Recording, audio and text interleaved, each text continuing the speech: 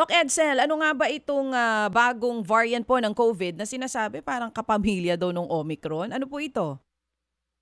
Well, yes, actually itong NB.1.5.1, ito po ay actually isang recombinant. Parang yung mga XBC, XEC na naririnig natin dati. Pero recombinant siya ng dalawang klase ng Omicron. So Omicron pa rin siya actually.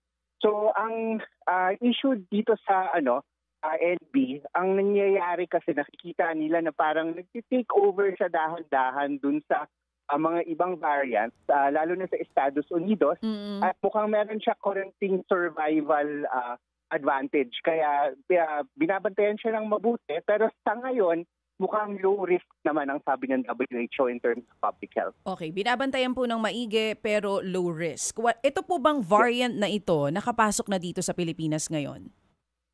Sa ngayon pa wala po tayong ebidensya na nakapasok ang NB.1.5.1 dito sa Pilipinas. Bagamat binabantayan naman po ito, meron naman tayong kapabilidad na mag-sequence ng mga COVID, yung whole genome sequence, even during the pandemic. So isa po ito sa mga tinitingnan sa ating surveillance kung nakapasok na. Bagamat sa ngayon, mukhang wala namang increase in the number of COVID cases. Hindi katulad ng mga nababalitaan natin sa Singapore, sa Taiwan, sa Thailand. Pero sa ngayon, wala pa po talagang nare-report na itong bagong variant.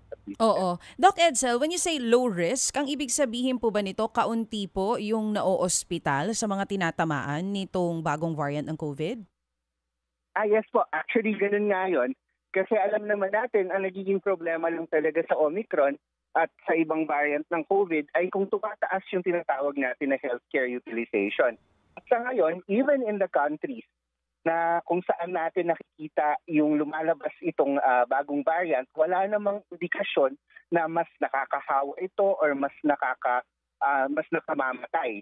Merong mutations na pwedeng magkaroon ng survival advantage, pero sa ngayon, hindi naman nila sinasabi na may potential ito na magsarado ulit ng kung ano-ano, yung magkakaroon tayo ng problema sa ating hospitalization rate. Kaya ang sabi ng WHO at ng European bodies that deal with this, and ay low risk naman po ito.